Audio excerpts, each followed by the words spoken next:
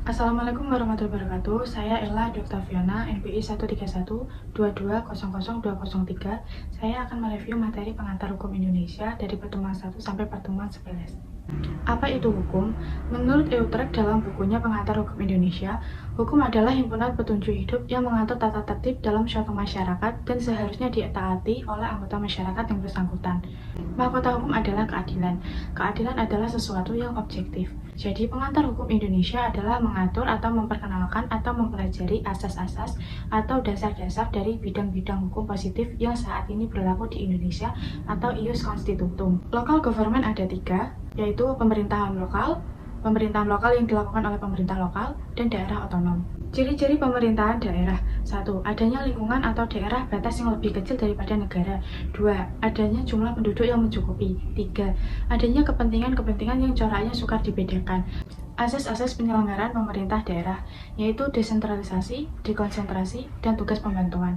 Pengertian dalam Undang-Undang Nomor 32 Tahun 2004. Desentralisasi adalah penyerahan wewenang pemerintahan oleh pemerintah kepada daerah otonom. Dekonsentrasi adalah pelimpahan wewenang pemerintahan oleh pemerintah kepada gubernur sebagai wakil pemerintah. Tugas pembantuan adalah penugasan dari pemerintah kepada daerah atau desa untuk melaksanakan tugas tertentu. Sumber hukum itu ada 5 sumber. Yang pertama ada undang-undang yang dibagi lagi menjadi 2, yaitu formal dan material. Yang kedua ada kebiasaan. Syarat terbentuknya hukum kebiasaan ada 2, yaitu syarat material dan syarat psikologis. Yang ketiga ada traktat, yaitu perjanjian antar negara. Yang keempat ada pendapat ahli hukum atau doktrina atau ajaran hukum.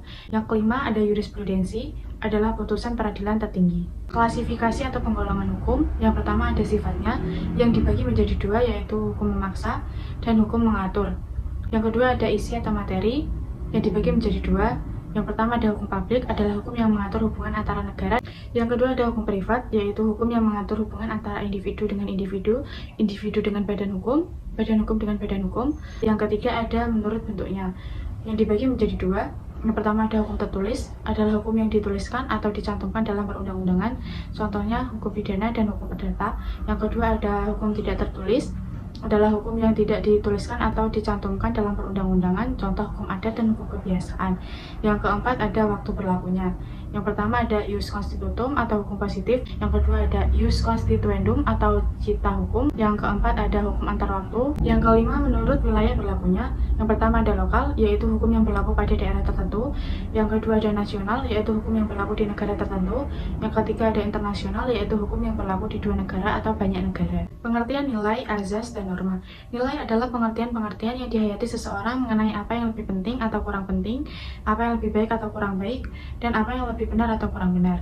Azas hukum adalah unsur yang penting dan pokok dari peraturan hukum, atau dengan kata lain, jantungnya peraturan hukum. Norma hukum adalah ketentuan konkret tentang cara seseorang atau subjek hukum berperilaku di dalam masyarakat.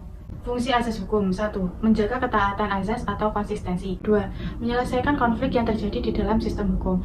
3. Sebagai rekayasa sosial, baik dalam sistem hukum peraturan maupun peradilan. Istilah-istilah dalam ilmu hukum. 1. Subjek hukum: setiap manusia, baik warga negara maupun orang asing, dengan tidak memandang agama atau kebudayaannya adalah subjek hukum. Yang kedua ada objek hukum. Objek hukum adalah segala sesuatu yang berguna bagi subjek hukum, atau manusia dan badan hukum. Yang ketiga peristiwa hukum. Peristiwa hukum adalah semua peristiwa atau kejadian yang dapat menimbulkan akibat hukum antara pihak yang mempunyai hubungan hukum. Unsur-unsur hubungan hukum ada 3 unsur. Yang pertama adanya orang-orang yang hak atau kewajibannya saling berhadapan. 2. Adanya objek yang berlaku berdasarkan hak dan kewajiban. 3. Adanya hubungan antara pemilik, hak, dan kewajiban. Syarat-syarat daripada hubungan hukum: bahwa hubungan hukum itu baru ada apabila telah dipenuhi beberapa syarat. 1. Adanya dasar hukum, ialah peraturan-peraturan hukum yang mengatur hubungan hukum.